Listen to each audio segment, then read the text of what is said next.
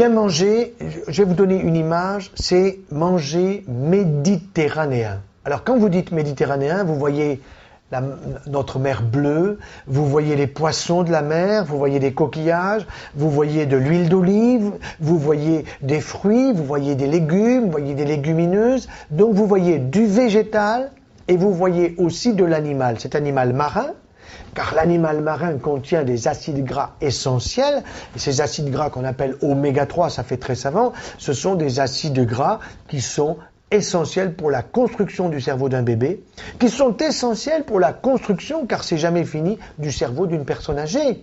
On est capable encore aujourd'hui de multiplier les connexions neuronales, de fabriquer des neurones, même à un âge avancé, si on fait travailler le cerveau, si on lui donne la bonne énergie. Et puis il y a, je disais, les fruits et les légumes. Eh bien oui, il faut 4 à 6 fruits par jour et de saison. Pommes du matin, éloigne du médecin. Les salades, évite d'être malade. C'est des petits jeux de mots, vous me direz. Mais il faut faire passer ça dès la petite enfance. Et c'est pour cette raison que nous avons fait passer le concept du bar à fruits. Un fruit frais à chaque récré pour les enfants du primaire, du collège et du lycée, à la place des barres de chocolat et de toutes ces cochonneries et de tous ces Nutella, Coca et autres qui sont dangereux pour la santé et responsables d'obésité. Donc je reviens. Le bon menu, c'est un menu méditerranéen, une bonne salade avec du vert, avec du rouge, avec du blanc, de la feta, avec des amandes, avec des noisettes, avec des noix, avec quelques figues sèches. Ça va être une bonne salade. Et parfois, si votre salade est copieuse, ça peut faire un bon repas et vous finissez par un dessert que pas un yaourt. Parce que le yaourt, ça se mastique pas. Parce qu'il ne faut pas oublier une chose, c'est que nous avons 6 glandes salivaires, 2 parotides, 2 sous-maxillaires, 2 sublinguales, et les gens ne savent pas quelque chose d'élémentaire. C'est que nos glandes salivaires, elles fabriquent 1 litre de salive par jour, 1 litre de salive par jour. Mais si vous mastiquez pas vos aliments, si vous vous gavez de yaourt, si vous prenez que des boissons ou des choses qui coulent sans les mastiquer, au lieu de fabriquer 1 litre, vous allez fabriquer 300 à 500 millilitres de salive. Or, la digestion commence dans la bouche et pas simplement dans l'estomac.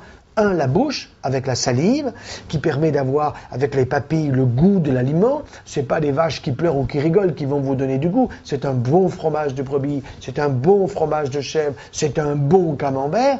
Et, autre part, vous allez prendre ce que j'appelle la tisane de Richelieu, c'est-à-dire un bon ballon de vin à chaque repas, plutôt entre la poire et le fromage, comme faisait George Sand. Pourquoi? Parce que ça aide à la digestion, ça évite les cystites et ça évite cette sacrée constipation qui fait qu'il y a tant de constipés dans notre pays qui auraient besoin pour guérir de leurs problèmes, tout simplement de prendre ce ballon de vin à chaque repas qui leur permettrait d'être en pleine forme et de retrouver le sourire. Il faut faire attention avec l'ordre des aliments. Vous savez, c'est ce que j'appelle les certaines personnes qui sont des talibans du végétal ou du taliban de la nutrition. Je vous interdis de prendre à telle heure, prenez à telle heure parce que sinon ça va faire ça.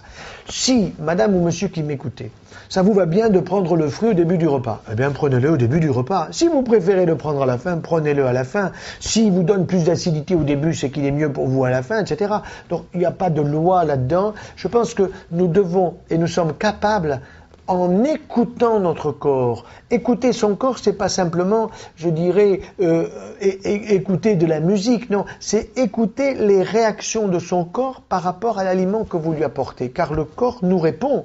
Il nous répond, quand vous avez beaucoup de gazogène, quand vous avez une voiture qui a un tuyau d'échappement qui crache noir, vous vous dites qu'il y a un problème au carburateur. Eh bien, c'est la même chose. Quand vous avez une mauvaise évacuation, ça veut dire qu'il y a un problème dans votre alimentation. Soit vous mastiquez pas, soit vous prenez des aliments trop sucrés, que vous allez stocker en gras, vous allez régaler les germes dans notre organisme. N'oublions pas que nous avons des milliards de germes dans le côlon. Ce sont des colonies. Ce ne sont pas des colonies au sens de la colonisation, mais ce sont des colonies de staphylocoques, de streptocoques, de colibacilles. Elles sont en équilibre. C'est génialement constitué. Elles permettent de fabriquer des acides gras qui sont utiles comme énergie du côlon, à des cellules du côlon. Alors que, par exemple, quelle est l'énergie pour le système nerveux? C'est le sucre. Et quel sucre? C'est pas le sucre Saint-Louis, c'est le sucre du fruit. C'est le fructose qui est dans le fruit, dans le kiwi, dans l'orange, dans la mandarine, etc. Donc, voilà. Vous voyez, ça, ce sont des notions extrêmement simples que je fais passer aux enfants dans les écoles. Je passe une journée par semaine dans les écoles primaire, collège, lycée, mais les enfants du primaire comprennent ça parfaitement.